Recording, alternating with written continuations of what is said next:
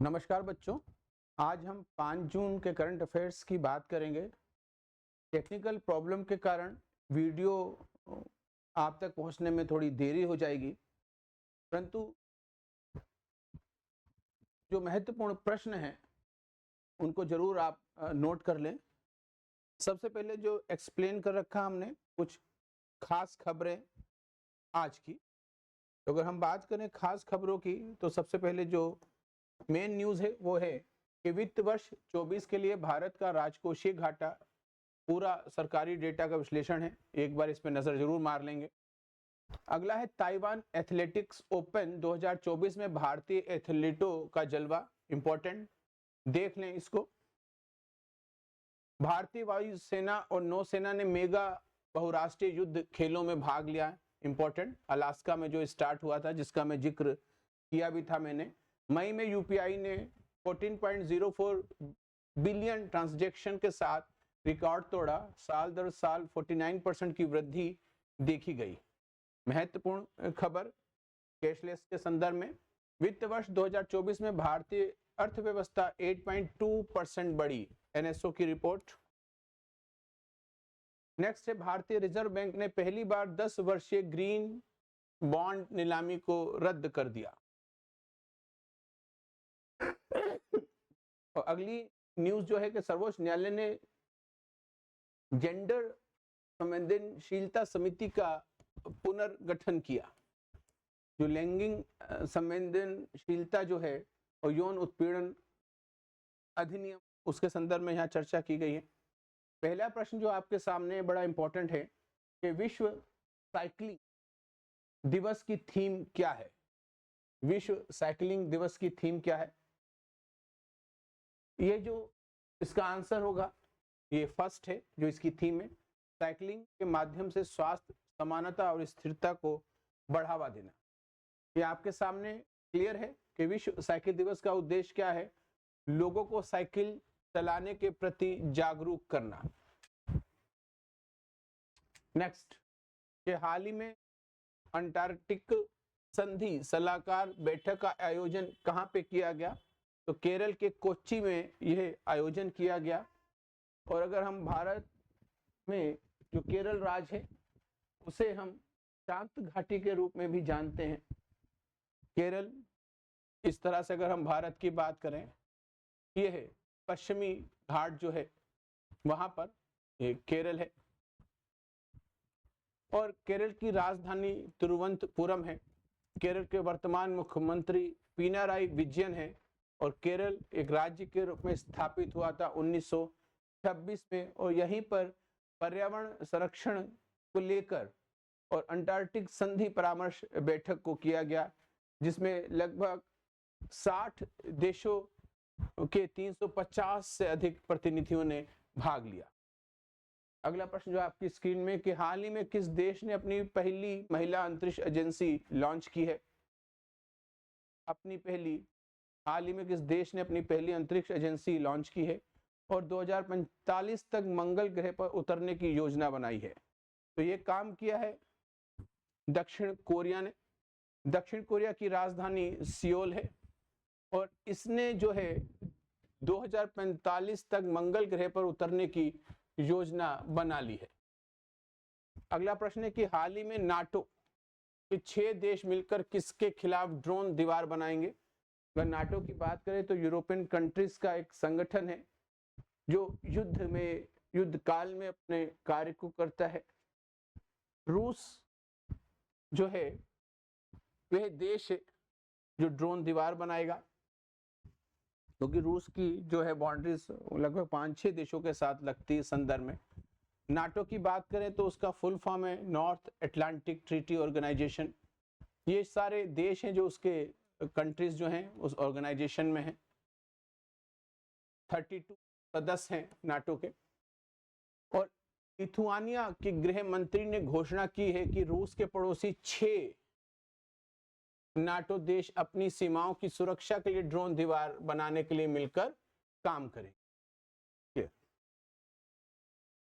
आगे देखते हैं, हाल ही में किस बैंक ने मास्टर कार्ड के साथ मिलकर NFC साउंड बॉक्स लॉन्च किया है? तो ये काम किया है एक्सिस बैंक ने। एक्सिस बैंक ने इस प्रकार का कार्य किया है कि व्यापारियों को 7+ भाषाओं में ध्वनि और दृश्य लेन देन अलर्ट प्राप्त होंगे, जिसमें उपयोगकर्ता Bharat QR, UPI, tap and पे और टैप प्लस पिन भुगतान स्वीकार कर सकेंगे। अगला प्रश्न जो है कि हाल ही में 2024 ओलंपिक के लिए क्वालिफाई करने वाले पहले भारतीय पुरुष मुक्केबाज कौन बने हैं? बहुत ही अच्छा क्वेश्चन है। अगर हम बात करें यहाँ पर कि हाल ही में 2024 ओलंपिक के लिए क्वालिफाई करने वाले पहले भारतीय पुरुष मुक्केबाज कौन बने हैं, तो इसका जो आंसर होगा वो बी होगा। भारत के निशान देव ने थाईलैंड के राजधानी बैंकॉक में विश्व ओलंपिक मुक्केबाजी क्वालिफिकेशन टूर्नामेंट के लिए सेमीफाइनल में पहुंचकर इस खिताब को हासिल किया है। और यहाँ पे आप देख सकते हैं जो मैंने स्पष्ट रूप से बता दिया है। अगला, हाल ही में टाइम पत्रिका की 100 सर्वाधिक प्रभावशाली कंपनियों की लिस्ट में कितनी भारतीय कंपनियों को शामिल किया गया है? तो 3 भारतीय कंपनी हैं जिसको शामिल किया गया। इंपॉर्टेंट प्रश्न है आपके लिए, देख लेते हैं। अगर 3 की अगर हम बात करें, उस टॉप 10 लिस्ट में जो 3 भारतीय कंपनियों ने जगह बनाई है उसमें Reliance industry, serum institute of India और टाटा ग्रुप को शामिल किया गया है। अगला है कि हाल ही में किसने जर्मनी में बॉन इंटरनेशनल बैडमिंटन टूर्नामेंट का महिला एकल खिताब जीता है? इस तरह से भी प्रश्न याद रखेंगे कि बॉन इंटरनेशनल टूर्नामेंट जो है वो किस खेल से संबंधित है। ऐसे खिलाड़ी का नाम दे के पूछा जाता है किस खेल से संबंधित, और इसी प्रकार से टूर्नामेंट का नाम देकर भी पूछा जाता है किस खेल से संबंधित। तो यहाँ पर नाम आएगा तन्वी शर्मा। देखेंगे भारत की युवा बैडमिंटन खिलाड़ी तन्वी शर्मा ने चीनी ताइपे की वांग पेयू को हराकर बॉन इंटरनेशनल टूर्नामेंट का खिताब जीत लिया है। और जबकि भारत की जो महिला डबल टीम है उसमें श्रीनिधि नारायण और राधिका शर्मा को हार का सामना करना पड़ा। ये नाम इसलिए याद कर लें कि किस खेल से संबंधित है।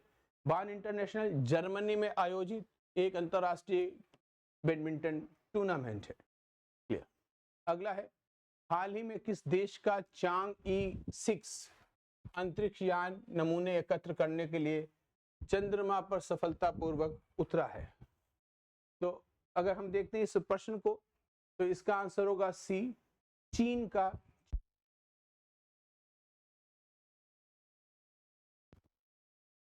पर उतरा है।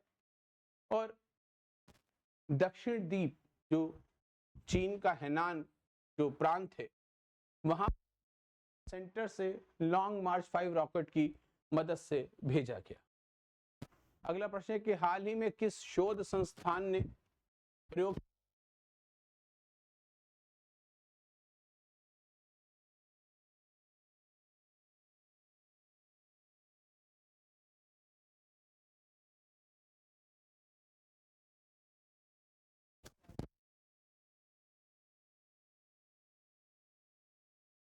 क्लोन एंटीबॉडी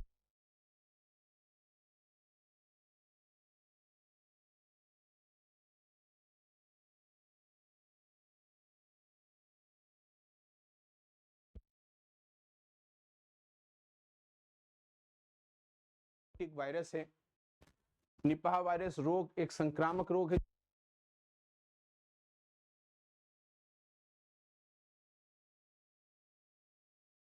दिखाई दिया था।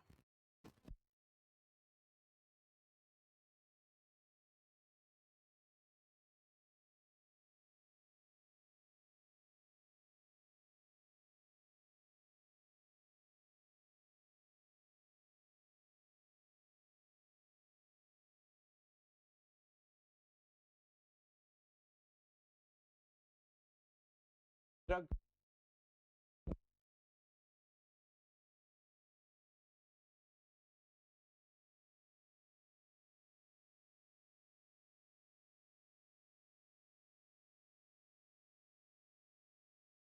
की मौजूद